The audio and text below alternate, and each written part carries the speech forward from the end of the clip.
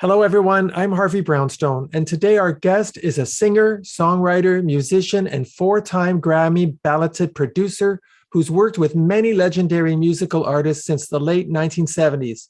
His career has taken him from being a musician on tour and solo artist to creating Plateau Music, a Nashville-based production development company which expanded into an independent record label and then expanded again to encompass artist management. He's produced the music of many artists, including Bobby Wilson, Mila Mason, Sam Austin, Donnie Most, Debbie Campbell, and Eris Weathersby. Plateau Music has had 35 nationally charted records, 25 of them reaching the top 40, and several going to top 10. He's now come full circle and resumed his own recording career last year with the release of his hugely successful single, Why Not Me?, which spotlighted the incredible work of our first responders. And on October the 15th, his new single, Rhythm of the Rain, will be released. I'm delighted to welcome Tony Mantor to our show. Tony, thank you so much for joining us. Well, thanks. Thanks for having me. Tony, I've had many musicians on the show and many producers, but I've never had a guest who's done it all. You're a songwriter, musician, performer, record label executive, and artist manager. All of those things require very different skill sets. How did you become so accomplished? Well, it's just through a series of successes and failures. I started out as a singer and then developed that into a fairly successful solo career, releasing some singles during the 70s and 80s. But I never got that one big hit that every artist, thrives for, that casts them into the national spotlight to where they become household names and being able to tour the larger venues. So the people that I worked with that had so much success with major songs and major singers kind of talked me into getting into the production development.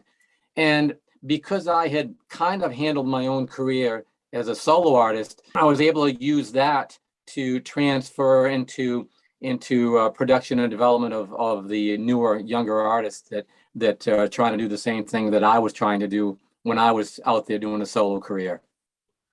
Who were your musical influences growing up? I had several. I mean, I loved Elvis. I loved his style and his charisma and just his stage presence. But I liked Creedence Clearwater Revival. I liked Anne Murray. I even liked Johnny Cash. And some of the old standard country people. So I was very fortunate to have a situation of where I liked several different artists from several different genres of music. I think it's fascinating that you work with Debbie Campbell because you have a certain resemblance musically to Glen Campbell. Well, I appreciate that. Any reference to Glen is certainly a nice thing. Glen was back in the 70s when he released Rhinestone Cowboy. That was just a huge single that influenced me a lot. I really liked Glen Campbell, and ironically, working with Glen's daughter, one of the very first songs that I actually sang from my parents when I found out that I had a singing voice was "Gentle on My Mind," and then I turned out working with Glen's daughter. So you just never know what's going to happen in this business. Now, Tony, you're a classically trained pianist, and your early solo material was rock and roll and pop. I know you were band leader, keyboard player, and vocalist with Ronnie McDowell. How did you get into country music? As you said, when I very first started playing piano, my mother started me at 8 years old, and she took me to a piano teacher that was primarily Beethoven, Bach, Chopin, all those classical just huge names that I got to learn. Then her son that was learning how to play guitar and doing different things was more into the pop side. And as I grew into the classical of like I said, Bach and Chopin and Beethoven, I started listening to the more popular music, and that actually turned out really good because I wound up doing pop. And then because I joined a local band when I got out of high school, that brought me a little bit of local notoriety. And I got people that was doing all kinds of music, from country to bluegrass to pop, that friended me. And then a couple of them that wrote pretty good country songs wanted to go to Nashville, so I wound up taking them down, and because I had pretty solid transportation. And out of that is where I met Ronnie's manager, and then I wound up doing a short tour with him to help him out, and he was a big Elvis guy, so we had a lot in common there. So that's kind of how my transition to learning and meeting country came along. So what made you move to Nashville in 1993? Well, I was working with two well-known producers and songwriters and publishers in Bob Millsap and Gary Paxton. And for those that remember Alley Oop and the Argyles, that was Gary Paxton that was the lead singer on that. And he also published and worked with the Monster Mash, and then Bob Millsap was the publisher on Anne Murray's "You Needed Me."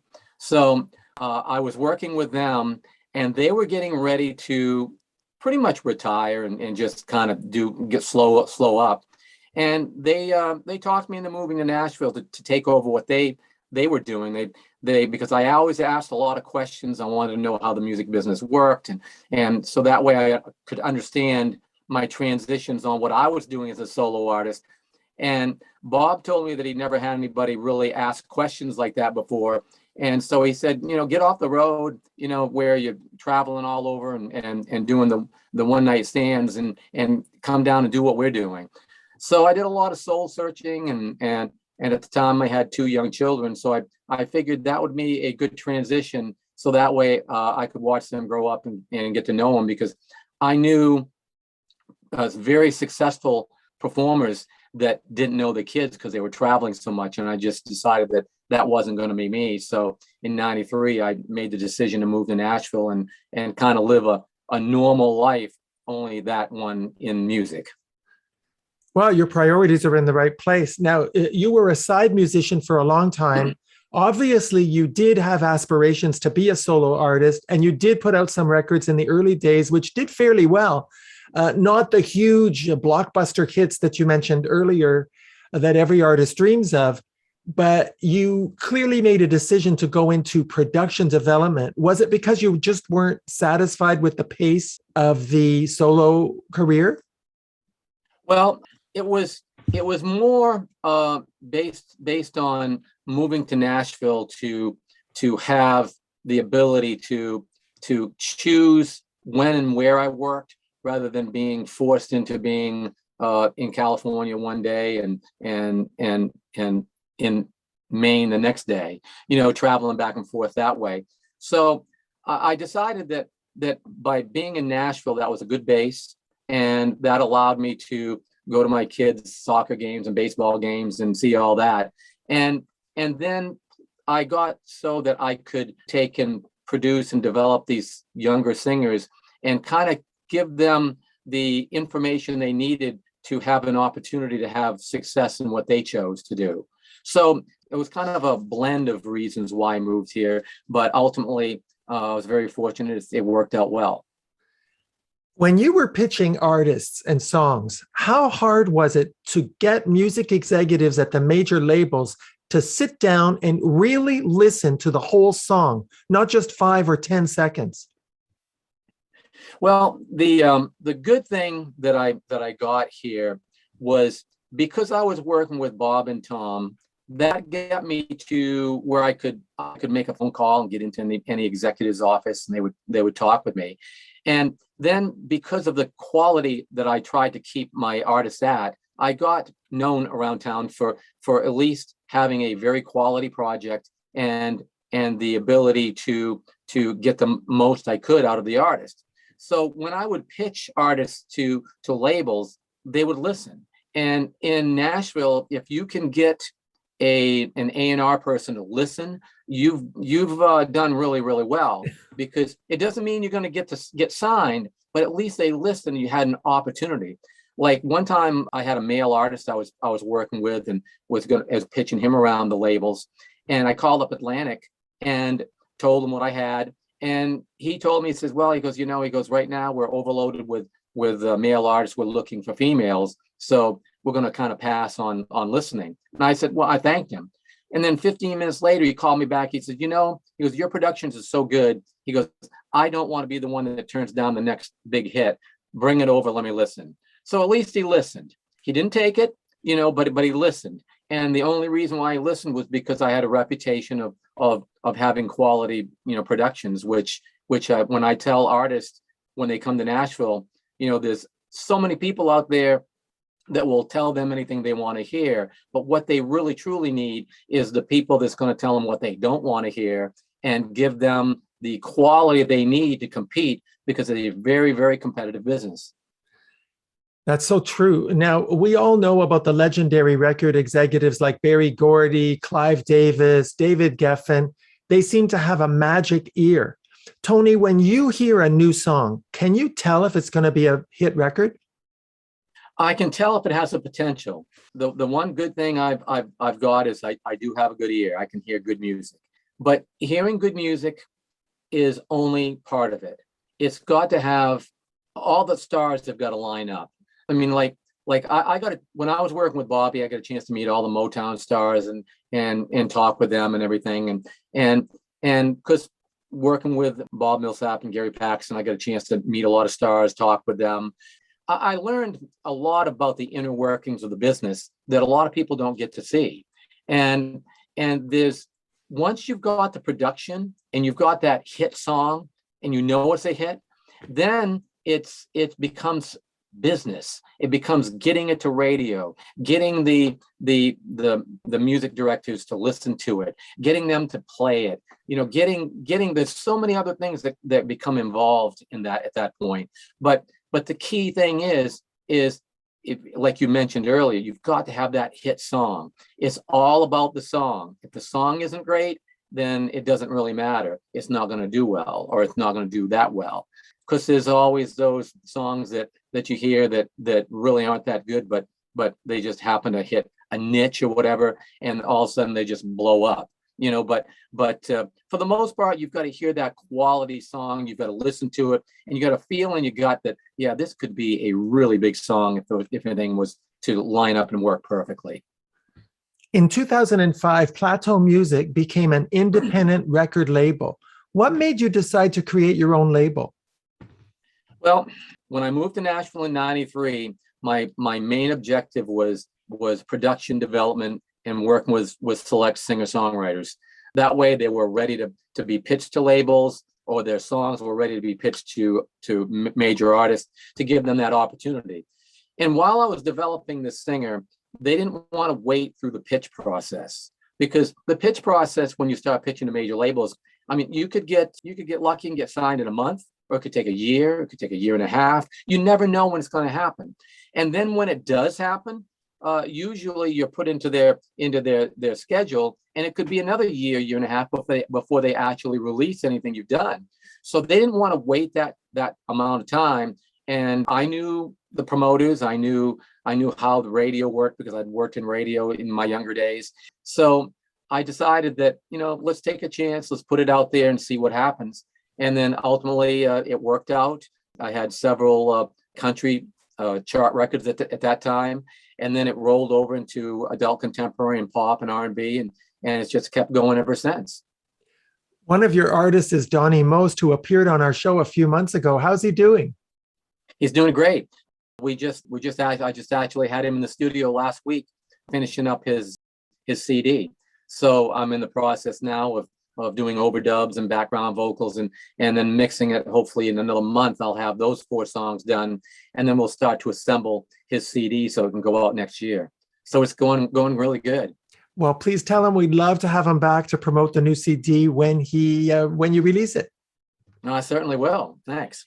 And then we've also mentioned Debbie Campbell, who's Glenn Campbell's daughter. She performed with him on the road for many, many years. I hope you'll let her know that we would love to have her come on the show as well.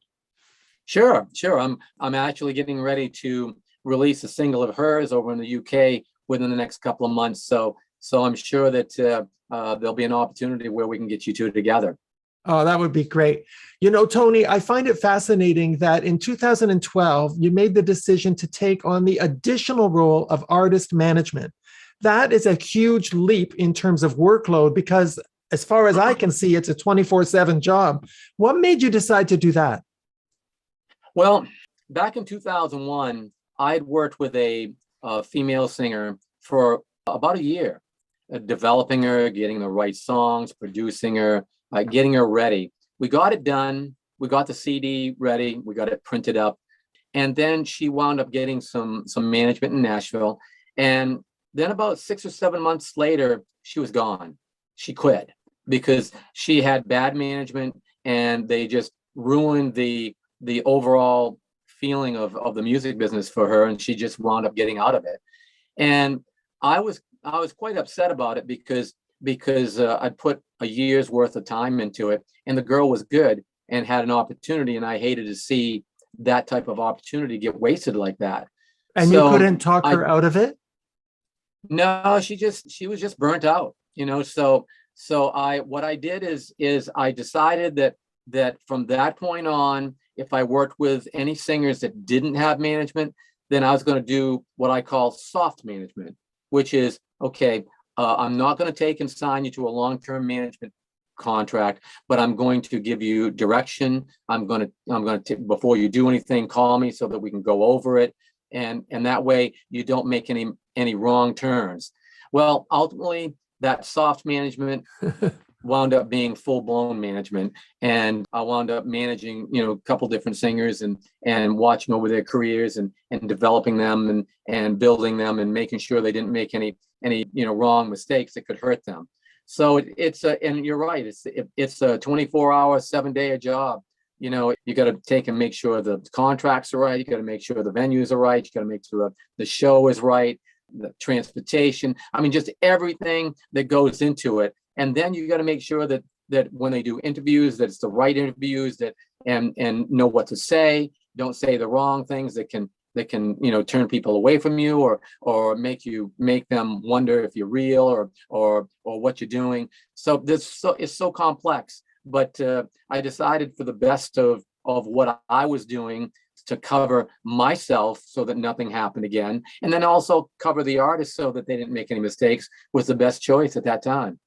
Boy, are they lucky to have you. So are you the kind of manager that you wanted when you started out as an artist? Actually, that was my goal. Anything that I do, production-wise and management-wise, was I wanted to be exactly what I wanted when I was a solo artist. And that's what got me into doing my CD that I'm doing now. I just, as much as I loved Bob and Gary and what they did for me, I never felt that they pushed me to the brink of where I could be so that I could really shine. They got me a great project and we charted and we did well. I can't complain at all, but I just felt that there's one little level that I could have gone to, and they just didn't challenge me enough. And that's something that I try and do with every artist that I work with in the studio now. I challenge them to be better than what they think they could be. So yeah, that's what I try and do. I try and be that producer or that manager that I wanted when I was doing it. So I can see that you want to maximize their potential and see them reach the highest possible level of their capacity. But how do you deal with an artist's unrealistic expectations about how their careers are going to unfold? Because as an interviewer, I see that. Absolutely. It's difficult because sometimes artists only hear what they want to hear. They don't hear what you're actually saying. And sometimes it's kind of like when you're raising kids. You got to let them, take that spill and skin their knees to find out that, oh, this hurts. You don't want it, you feel bad, but you got to let them learn, the path of hard knocks, as they say.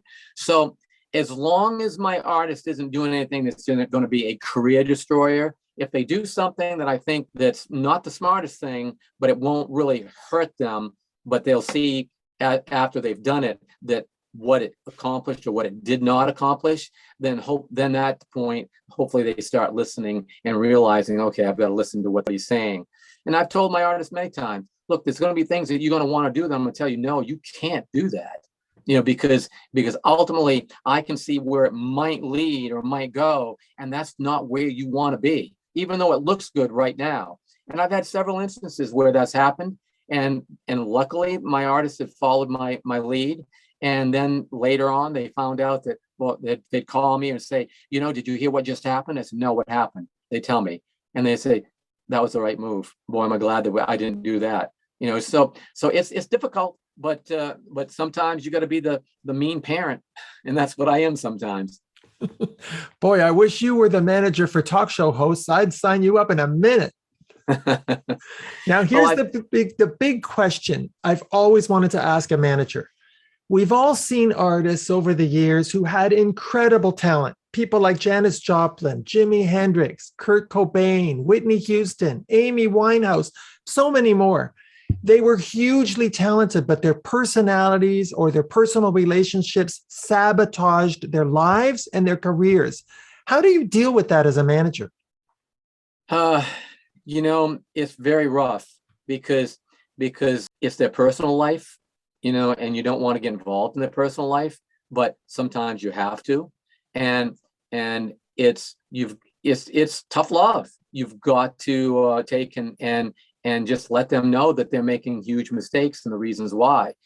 And sometimes they'll listen, sometimes they won't. Sometimes the best manager in the world can tell them what to do, and they might do it for a few days, then all of a sudden, they're out there doing what they shouldn't be doing, and they're destroying themselves.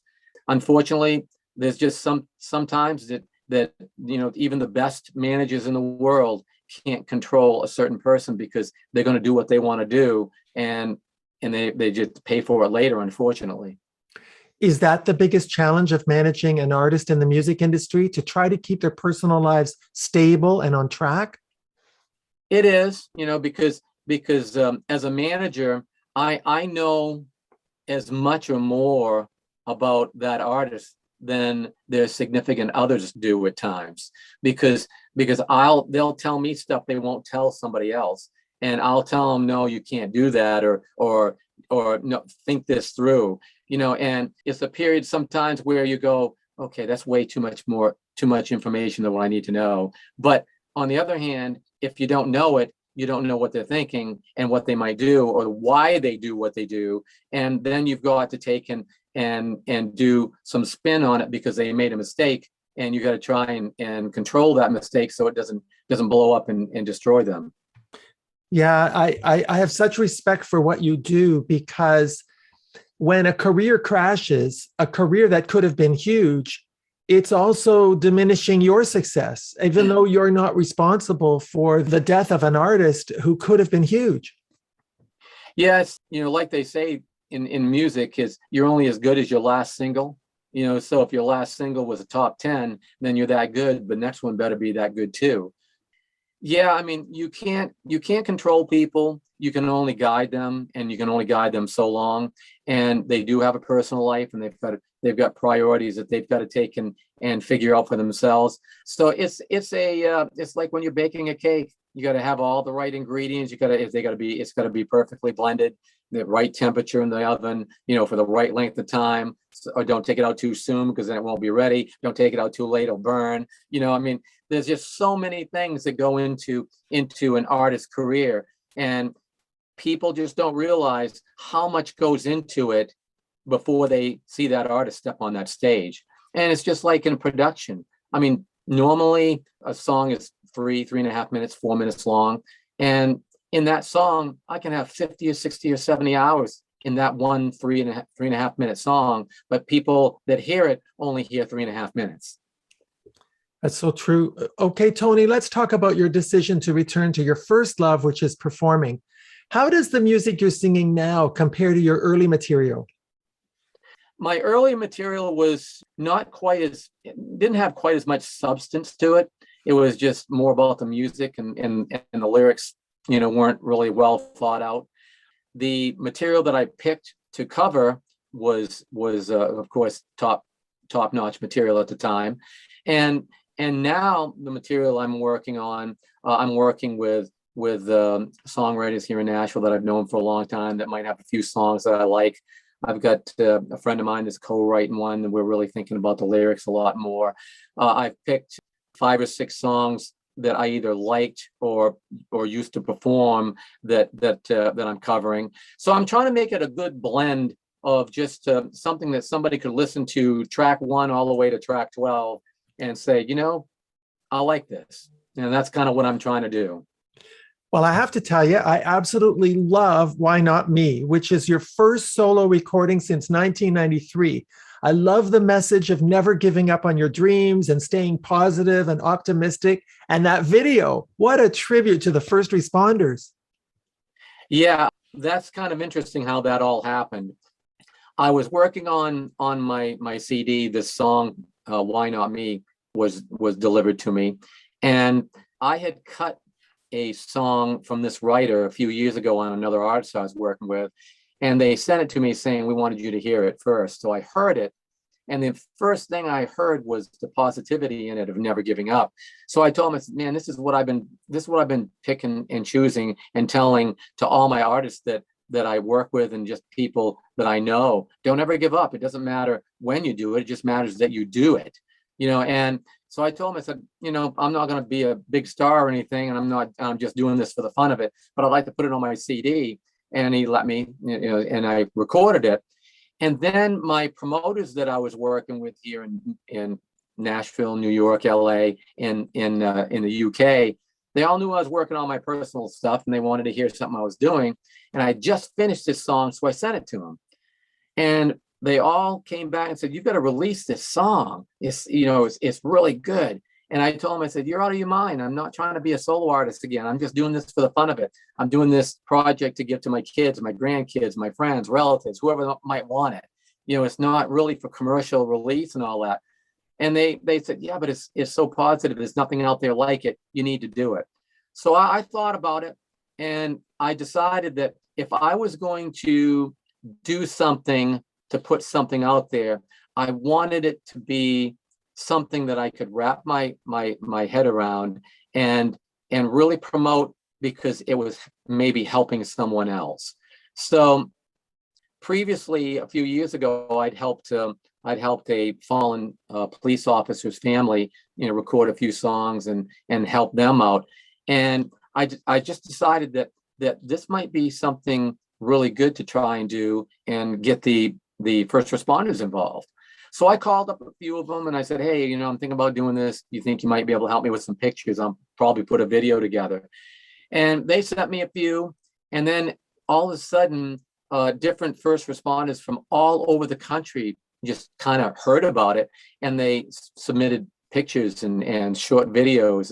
And I saw one picture that I really liked that was on a Facebook group that I saw, but I had to do some research to find out who it was, where she worked, and it took a while, but I found out, and I got her permission to put it on there because it just fit the song so well. And that's the one with a little girl holding a puppy, a puppy doll, a doll of a puppy, and then on the other side of the picture is her 20 years later with her canine.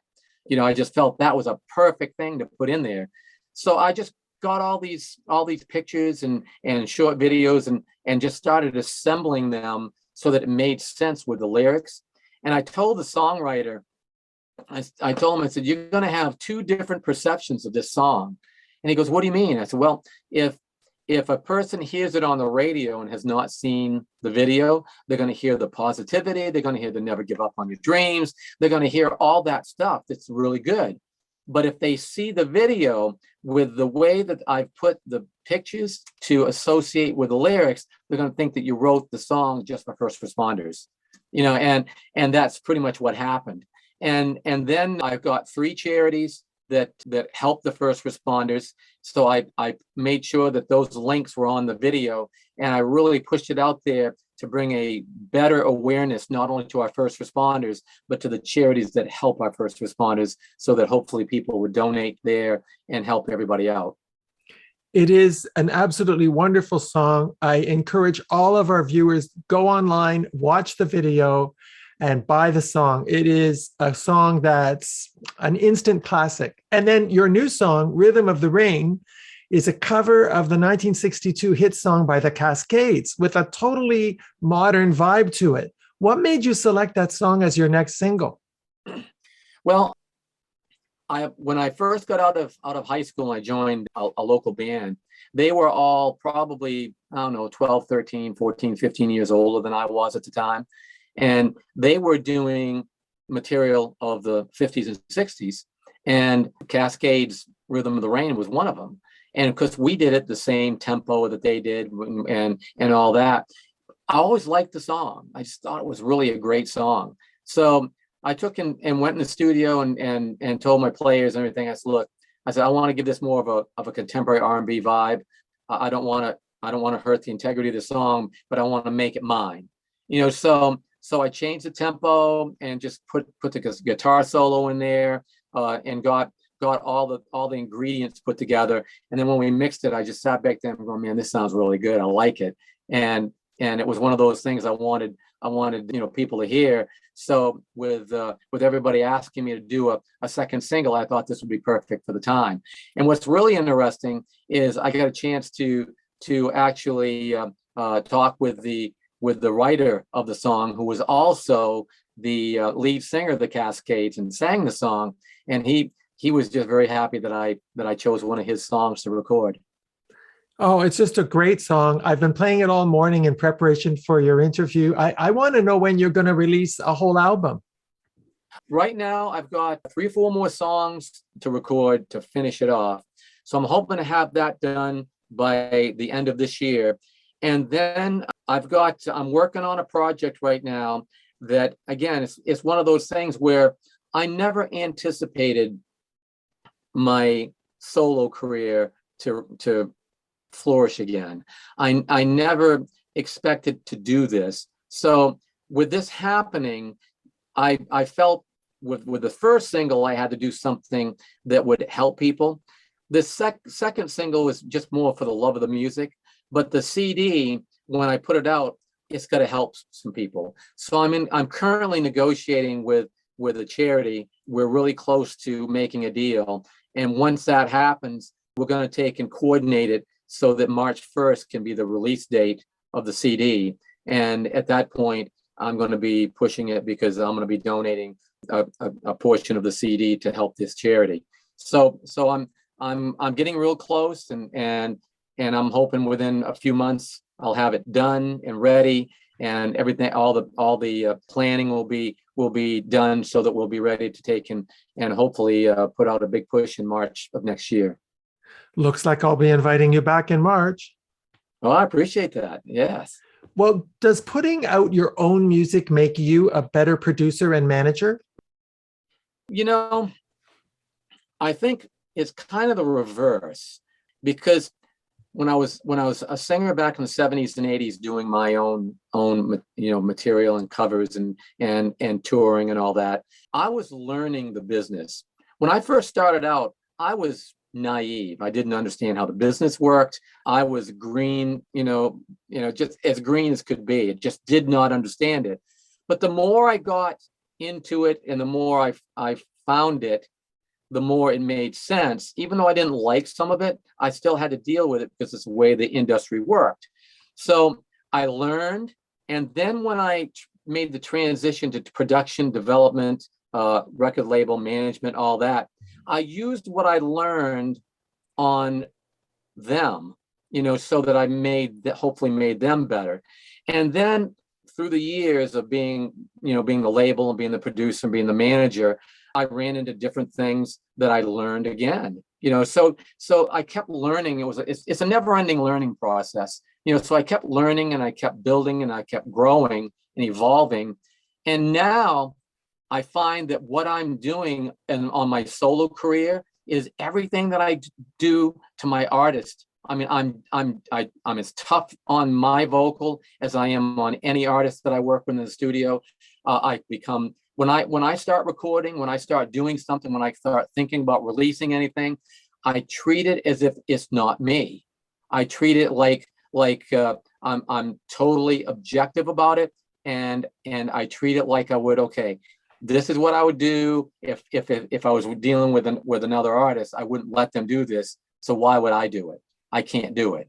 Or I'm in the studio. It's like, okay, I can do better. So I keep working myself and I keep challenging myself only because of everything that I've learned over the last several years of working with others and what other people taught me while I was, in the infancy of my solo career. So it's been a total evolution of the process. But the one thing that's tough to do is separate yourself from yourself, so to speak, because I'm the producer. So I've got to separate myself as a producer from myself as a singer and treat myself as a singer as if it was anybody else, so that I'm completely objective about it. And I can say, that sucks. If I sing something, where somebody, recording their own might go, oh, that sounds, I can live with that. I say, oh man, that sucks. I can't live with that. I redo it. So it's been an evolution, and one that is not easy to do, because you have to look at yourself in the mirror and realize that you've got to make it as good as anybody else, because if I would do it for somebody else and tell them they've got to do it, I've got to follow my own words. And that's what I've been doing. Tony, as you know, the music industry has changed dramatically in recent years because of the internet and social media and platforms like iTunes and Spotify and YouTube. I mean, radio doesn't even seem to be very important anymore. Is it easier now to be successful than it was 20 years ago? That's a double-edged sword right there. If you rely on the internet and social media and all that, you can, this is what I tell my singers, you can't be a star from the sofa in your living room. So that's what the internet does. Lots of times I see a lot of people up there saying, here's my new single, I just released it. And I'll do a little research on them. And once I hear it, if I like it, and say, I wonder where they released it. And I find out they only released it to iTunes. That's not a record release. A record release is when you actually promote it so that you've got a team out there making it visible and hopefully getting played, so that you can create those listeners on your Spotify and all that. So that way, when people hear it and you come to their area, they come to see you. I have seen many times that people have 25,000 or 100,000, followers on their Instagram or whichever social media platform you look at, and they'll put out something and they'll say, I'm going to be in such and such place. And then you'll look, they had 10 people there, so social media is not the whole answer. It takes a combination of everything. And like I tell all these artists, if radio wasn't viable still, record labels wouldn't be spending the promotion money to promote to them, because record label is a business. They spend money. So when they take money and put into an artist, they're not going to take and put money into an artist unless it makes sense, unless it's going to get a return, or they hope for a return on their investment. So if radio wasn't important still, they would stop promoting it, and they're not. You've got promoters all over the country that work for major labels, that are independents that work for major labels and select independents, and they're busy because there's still a reason to promote to radio. A lot of your people still listen to adult contemporary radio in the office. You can go into a lot of places and still hear a local radio station on there. So radio is still a viable entity. It's just that internet and social media platforms have given other ways of promoting yourself. But a wise person will find someone that knows how to implement all of them, so they get the most coverage for the money they're spending, so that they can get out there and have an opportunity of getting to that next level. Do you think there's such a thing as an overnight success in the music business anymore? Not really. You've got the only ones that kind of are overnight successes are like your American Idol, The Voice, some of those talent shows, America's Got Talent. But if you listen and look, and all these people that win these come in the top 10 or win these competitions. They're very good singers or very good entertainers. And a lot of them that don't win are out there performing, and their value has increased because of their notoriety that they received on these shows. But if you look at the ones that are still relevant today that started it out, there's not a lot. I mean, like Kelly Clarkson's still out there. She was the first American Idol winner. You know, there's still a bunch of them that are out there doing things, but not a lot of them that have graduated to that superstar level that everybody hopes to get. Well, why is that? I mean, why is it that you can win Idol or The Voice, and then even if you win, you're never heard from again, even though they had great voices? Why is that? There's many different reasons. One might be they wound up getting with a label, and the label didn't promote them like they should. They didn't like I had one that called me 7 years after she came in. What was it? Number 3 in American Idol, and I couldn't deal with her attitude. You know, so there's a lot of different reasons. There's no one single reason why someone wins or loses. The biggest thing is, I think that the Voice, America's Got Talent, Idol, all those, I think at first it was something that was unique. It was something that oh, this is interesting. Let's check it out. But now it's become, oh, it's just, I can watch it next week, or I can watch it a couple weeks later. You know, it doesn't have that shine that it used to have, but still it has the shine for the artist that goes on it. Like I know a person that was on The Voice, went deep in The Voice, and I thought that she had a great voice, and she really had a great talent. And I thought she would, you know, get a lot of things happening out of that. And unfortunately she didn't. And I don't know why, you know. And so there's no really reasons why you can say why something works or doesn't work, unless you're in the middle of it, knowing everything that artist is doing. So the answer is, I don't know. You know, I can't say. It's just, unfortunately, the business and these voices and all these competitions. It's about entertainment. People go on it to be entertained, and doesn't mean that if they go on to be entertained that they're going to go out to the club to see that's one of those singers that might be coming in. So you just never know. You've got to hope that one person or a couple people can hit that niche that people like, and then all of a sudden they start developing, and they start truly getting to understand the business and get out there and then work into something, because it's not an easy business. And going on The Voice or going on those, it's easy then because you're going out there, you're performing, you're competing. But once you get back out to that real world, you know, it's not easy. So there's challenges there. So it just depends upon if the artist is up for the challenge, or if the challenge will work for the artist. There's just so many reasons, and there are probably 10 different reasons why somebody might not do something, when one reason why they could. You just don't know. You know, so all you can do is watch and see who does, and watch the shows if you like it, or don't watch the shows if you don't like it. I mean, it's just one of those things nobody knows. Are you at that stage of your life where you can pick and choose the projects you want to work on? I do. Unless an artist, you know, really fits with what I want to do, if I think that they have that opportunity, that fire in their belly. There's so many things that they've got to have, and because talent is the most important thing, you know. So I pick and choose. But I've been very fortunate. I've always picked and choose. I've never just taken someone just to take somebody. I've taken somebody to help them, you know, and see where it goes, and then ultimately it either works or it doesn't work. But yeah, I've never just been one of those that I'll take anybody that comes along. I've always wanted to have a reputation of quality productions, quality music, song-wise, and quality artists that actually have talent and that can sing.